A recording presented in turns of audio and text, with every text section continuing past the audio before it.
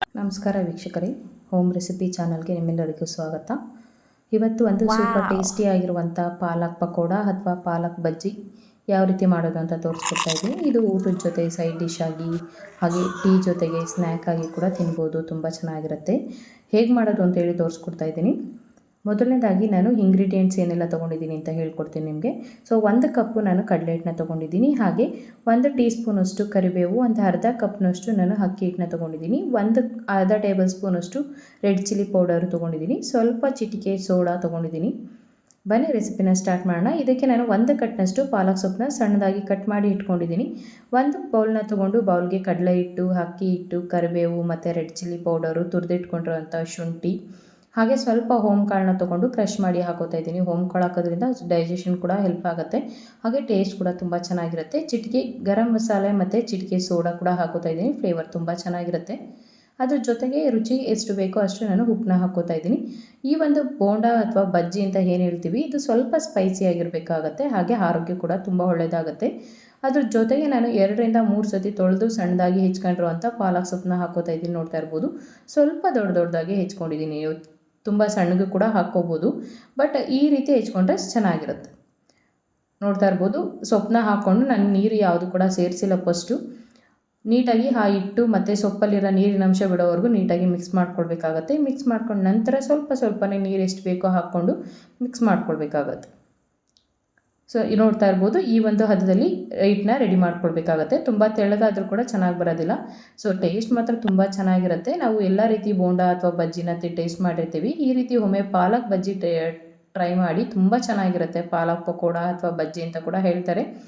So taste ಮಾತ್ರ ಕಳೆದೋಗ್ತಿರೋ ಕಣ್ರಿ, ಅಷ್ಟು ಚೆನ್ನಾಗಿರುತ್ತೆ. ಸೊ ನೋಡ್ತಾ ಇರ್ಬೋದು, ನಾನು ಹಿಟ್ಟನ್ನ ಹದ ಮಾಡ್ಕೊಂಡಿದ್ದೀನಿ. ಮತ್ತೊಂದು ಕಡೆಯಲ್ಲಿ ಎಣ್ಣೆನ ಬಿಸಿ ಆಗಿತ್ತು. ಎಣ್ಣೆಗೆ ನಾನು ಹಾಕೋತಾ ಇದ್ದೀನಿ. ಇದನ್ನು ನೀವು ಉಂಡೆ ಥರ ಮಾಡಿ ಕೂಡ ಹಾಕ್ಕೋಬೋದು, ಅಥವಾ ಹಾಗೆ ಪಕೋಡ ಥರ ಡೈರೆಕ್ಟಾಗಿ ಕೂಡ ಹಾಕ್ಕೋಬೋದು. ನಾನಿಲ್ಲಿ ಯಾವುದೇ ಈರುಳ್ಳಿ ಅಥವಾ ಬೆಳ್ಳುಳ್ಳಿ ಯಾವುದು ಕೂಡ ಯೂಸ್ ಮಾಡ್ತಾಯಿಲ್ಲ. ಈಸಿಯಾಗಿ ಮಾಡ್ಕೊಳ್ಬೋದು. ಹಾಗೆ ಪಾಲಕ್ ಸೊಪ್ಪಲ್ಲಿ ರಿಚ್ ಐರನ್ ಕಂಟೆಂಟು, ಪ್ರೋಟೀನ್ ಅಂಶ ಇರೋದ್ರಿಂದ ತುಂಬ ಒಳ್ಳೆಯದಾಗುತ್ತೆ. ಮಕ್ಕಳುಗಳೆಲ್ಲ ಸೊಪ್ಪುಗಳ ಕೊಟ್ಟರೆ ತಿನ್ನೋದಿಲ್ಲ. ಸೊ ಈ ರೀತಿ ಸ್ನ್ಯಾಕ್ಸ್ ಏನಾದರೂ ಮಾಡಿ ಕೊಡೋದ್ರಿಂದ ಆರೋಗ್ಯಕ್ಕೆ ತುಂಬ ಒಳ್ಳೆಯದಾಗುತ್ತೆ. ಮಕ್ಕಳು ಕೂಡ ಇಷ್ಟಪಟ್ಟು ತಿಂತವೆ. ನೋಡ್ತಾ ಇರ್ಬೋದು. ಸೊ ಲೋ ಟು ಮೀಡಿಯಮ್ ಫ್ಲೇಮಲ್ಲಿ ಇಟ್ಕೊಂಡು ಇದನ್ನು ಬೇಯಿಸ್ಕೊಳ್ಬೇಕಾಗತ್ತೆ. ಸ್ನ್ಯಾಕ್ಸ್ ಅಂತಂದರೆ ಮಕ್ಕಳುಗಳು ಇಷ್ಟಪಟ್ಟು ತಿಂತವೆ. ನಾರ್ಮಲಾಗಿ ನಾವು ಬೋಂಡಾ, ಸಬ್ಸಿಗೆ ಬೋಂಡಾ, ಸೊ ಎಲ್ಲ ರೀತಿಯಲ್ಲಿ ಬೋಂಡಾ ಬಜ್ಜಿನಲ್ಲಿ ತಿಂದಿರ್ತೀವಿ. ಈ ರೀತಿ ಸೊಪ್ಪುಗಳನ್ನ ಬಳಸಿ ಬಜ್ಜಿನ ಮಾಡ್ಕೊಳ್ಳೋದ್ರಿಂದ ಮಕ್ಕಳು ಆರೋಗ್ಯ ದೃಷ್ಟಿಯಿಂದ ಕೂಡ ಒಳ್ಳೆಯದಾಗುತ್ತೆ. ಸೊ ಪಾಲಕಲ್ಲಿ ನಾವು ಎಲ್ಲ ಥರ ವೆರೈಟೀಸ್ನ ಮಾಡಿರ್ತೀವಿ. ನೀವು ಒಂದ್ಸರಿ ಪಾಲಕ್ ರೆಸಿಪೀಸ್ ಬೇಕು ಅಂತಂದರೆ ನನ್ನ ಚಾನಲ್ಗೆ ವಿಸಿಟ್ ಮಾಡಿ. ಸೊ ತುಂಬ ರೆಸಿಪೀಸ್ ಇದೆ, ನೋಡ್ಬೋದು ನೀವು. ಅದಕ್ಕೆ ಮುಂಚೆ ನನ್ನ ಚಾನಲ್ ಯಾರಾದರೂ ಫಸ್ಟ್ ಟೈಮ್ ವಿಸಿಟ್ ಮಾಡಿದ್ದೀರಾ ಅಥವಾ ಫಸ್ಟ್ ಟೈಮ್ ವೀಡಿಯೋ ನೋಡ್ತಾ ಇದ್ದೀರಾ ಅಂದರೆ ಚಾನಲ್ನ ಸಬ್ಸ್ಕ್ರೈಬ್ ಮಾಡಿಕೊಂಡು ಬೆಲ್ಲೈಕನಲ್ಲಿ ಹಾಲ್ನ ಸೆಲೆಕ್ಟ್ ಮಾಡ್ಕೊಳ್ಳಿ. ಹಾಲ್ನ ಸೆಲೆಕ್ಟ್ ಮಾಡ್ಕೊಳ್ಳೋದ್ರಿಂದ ಪ್ರತಿಯೊಂದು ವೀಡಿಯೋಸ್ ನೋಟಿಫಿಕೇಷನ್ ಸಿಗುತ್ತೆ. ಕಂಪ್ಲೀಟಾಗಿ ವೀಡಿಯೋನ ಸ್ಕಿಪ್ ಮಾಡದೆ ನೋಡಿ. ಸೊ ವಿಡಿಯೋ ಹೇಗಿತ್ತು, ಹಾಗೆ ನಿಮ್ಮ ಮನೇಲಿ ಒಮ್ಮೆ ಟ್ರೈ ಮಾಡಿ ಹೇಗೆ ಬಂತು ರೆಸಿಪಿ ಅಂತ ನನಗೆ ಕಮೆಂಟ್ ಸೆಕ್ಷನಲ್ಲಿ ತಿಳಿಸೋದನ್ನು ಮರಿಬೇಡಿ. ಹಾಗೆ ಈ ಒಂದು ಸ್ನ್ಯಾಕ್ಸ್ಗೆ ನಿಮ್ಮ ಮನೆ ಕಡೆಯಲ್ಲಿ ಏನಂತ ಹೆಸರಿಟ್ಟಿದ್ದೀರಾ ಅಥವಾ ಏನಂತ ಕರೀತಾರೆ, ಸೊ ಅದನ್ನು ಕೂಡ ಕಮೆಂಟ್ ಮಾಡಿ ತಿಳಿಸಿ. ಸೊ ತುಂಬ ರೆಸಿಪೀಸ್ನ ಮಾಡ್ಬೋದು ಪಾಲಕ್ ಸೊಪ್ಪಲ್ಲಿ. ಹಾಗೆ ಆರೋಗ್ಯ ದೃಷ್ಟಿಯಿಂದ ತುಂಬಾ ಒಳ್ಳೆಯದು, ಹಾಗೆ ತಂಪು ಕೂಡ ಹೌದು ಪಾಲಕ್ ಸೊಪ್ಪು.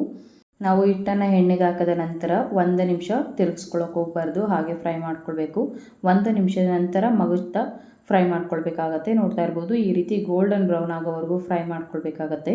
ಸೊ ಆದಷ್ಟು ಟೈಮು ಒಂದು 2 to 5 ಮಿನಿಟ್ಸ್ವರೆಗೂ ಫ್ರೈ ಮಾಡಬೇಕಾಗತ್ತೆ. ಆದಷ್ಟು ಲೋ ಟು ಮೀಡಿಯಮ್ ಫ್ಲೇಮಲ್ಲಿ ಇಟ್ಕೊಂಡು ಫ್ರೈ ಮಾಡ್ಕೊತಂದರೆ ಸೊ ಒಳಗಡೆ ಸಾಫ್ಟಾಗಿ ಸೊಪ್ಪು ಬೇಯುತ್ತೆ, ಮೇಲ್ಗಡೆ ಕ್ರಂಚಿ ಆಗಿರುತ್ತೆ, ಹಾಗೆ ತುಂಬ ಟೇಸ್ಟಿಯಾಗಿರುತ್ತೆ. ಈ ಒಂದು ಪಾಲಕ್ ಬೋಂಡಾ ಅಥವಾ ಪಾಲಕ್ ಬಜ್ಜಿ ಅಂತ ಏನು ಹೇಳ್ತೀವಿ, ತುಂಬ ಟೇಸ್ಟಿಯಾಗಿರುತ್ತೆ. ಸೊ ನೋಡ್ತಾ ಇರ್ಬೋದು, ನಾನು ಇಲ್ಲಿ ಫ್ರೈ ಆಗಿದೆ, ಆಲ್ಮೋಸ್ಟು ನೋಡ್ತಾ ಇರ್ಬೋದು ಗೋಲ್ಡನ್ ಬ್ರೌನ್ ಆಗಿದೆ. ಈ ಒಂದು ಹದದಲ್ಲಿ ಬೇಯಿಸ್ಕೊಳ್ಬೇಕಾಗತ್ತೆ. ಹೊಸಬ್ರು ಯಾರಾದರೂ ನೋಡ್ತಾ ಇದ್ದೀರಾ ಅಂತಂದರೆ ಬಬಲ್ಸ್ ಎಲ್ಲ ಕಮ್ಮಿ ಆಗೋವರೆಗೂ ಫ್ರೈ ಮಾಡ್ಕೊಳ್ಬೇಕಾಗತ್ತೆ. ಲೋ ಟು ಮೀಡಿಯಮ್ ಫ್ಲೇಮಲ್ಲಿ ಬಬಲ್ಸ್ ಕಮ್ಮಿ ಆಗಿದೆ ಅಂತಂದರೆ ಫ್ರೈ ಆಗಿದೆ ಅಂತಲೇ ಅರ್ಥ. ಸೊ ಬಬಲ್ ಕಮ್ಮಿ ಆಗಿರೋ ಟೈಮಲ್ಲಿ ನೀಟಾಗಿ ಸೋರಿಸ್ಕೊಂಡು ಎಣ್ಣೆನ ಎತ್ತಿ ಸೈಡ್ಗೆ ಹಾಕ್ಕೋಬೇಕಾಗತ್ತೆ. ಸೊ ನೋಡ್ತಾ ಇರ್ಬೋದು, ಈ ರೀತಿ ಬರುತ್ತೆ, ತುಂಬ ಟೇಸ್ಟಿಯಾಗಿರುತ್ತೆ. ಹಾಗೆ ಬಿಸಿನಲ್ಲಿ ತಿಂತಾ ಇದ್ರಂತೂ ಪ್ಲೇಟ್ ಖಾಲಿ ಆಗೋದೇ ಗೊತ್ತಾಗಲ್ಲ, ಅಷ್ಟು ಮಜವಾಗಿರುತ್ತೆ. ಒಮ್ಮೆ ನಿಮ್ಮ ಮನೆಯಲ್ಲಿ ಟ್ರೈ ಮಾಡಿ ಹೇಗೆ ಬಂತು ನನಗೆ ಕಮೆಂಟ್ ಸೆಕ್ಷನಲ್ಲಿ ತಿಳಿಸಿ. ಹಾಗೆ ಈ ಒಂದು ರೆಸಿಪೀಸ್ಗೆ ನಿಮ್ಮ ಕಡೆಯಲ್ಲಿ ಏನು ಹೇಳ್ತಾರೆ ಅಂತ ಕೂಡ ಕಮೆಂಟ್ ಮಾಡಿ. ಸೊ ನೋಡ್ತಾ ಇರ್ಬೋದು, ಇನ್ನೊಂದು ಡಬ್ಬೆ ಕೂಡ ಹಾಕ್ತಾಯಿದ್ದೀನಿ. ನಮ್ಮ ಮನೇಲಂತೂ ಮಾಡ್ತಾನೆ ಖಾಲಿಯಾಗಿತ್ತು, ಅಷ್ಟು ಟೇಸ್ಟಿಯಾಗಿ ಬಂದಿತ್ತು, ಹಾಗೆ ಸ್ಪೈಸಿಯಾಗಿ ಕೂಡ ಇತ್ತು, ತುಂಬ ಟೇಸ್ಟಿಯಾಗಿತ್ತು. ಸೊ ನೋಡಿದ್ರಲ್ವ, ಇಷ್ಟು ಈಸಿಯಾಗಿ ಪಾಲಕ್ ಬೋಂಡಾ ಅಥವಾ ಪಾಲಕ್ ಪಕೋಡನ ಮಾಡ್ಕೊಳ್ಬೋದು ಅಂಥೇಳಿ. ಮತ್ತೆ ಯಾಕೆ ತಡ, ನೀವು ಒಮ್ಮೆ ಟ್ರೈ ಮಾಡಿ ನನಗೆ ಕಮೆಂಟ್ ಸೆಕ್ಷನಲ್ಲಿ ತಿಳಿಸಿ ಯಾವ ರೀತಿ ಬಂತು ರೆಸಿಪಿ ಅಂತ ಹೇಳಿ. ಮತ್ತಷ್ಟು ಈಸಿ ರೆಸಿಪೀಸ್ಗೋಸ್ಕರ ಹೋಮ್ ರೆಸಿಪಿ ಚಾನಲ್ನ ಸಬ್ಸ್ಕ್ರೈಬ್ ಮಾಡ್ಕೊಳ್ಳಿ. ಮತ್ತೊಂದು ಹೊಸ ರೆಸಿಪಿಯೊಂದಿಗೆ ನಿಮ್ಮನ್ನು ಭೇಟಿ ಮಾಡ್ತೀನಿ. ಅಲ್ಲಿವರೆಗೂ ಹೀಗೆ ಸಪೋರ್ಟ್ ಮಾಡ್ತಾಯಿರಿ. ಹಾಗೆ ತಾಳ್ಮೆಯಿಂದ ವಿಡಿಯೋ ನೋಡಿದ್ದಕ್ಕಾಗಿ ನಿಮ್ಮೆಲ್ಲರಿಗೂ ಧನ್ಯವಾದಗಳು.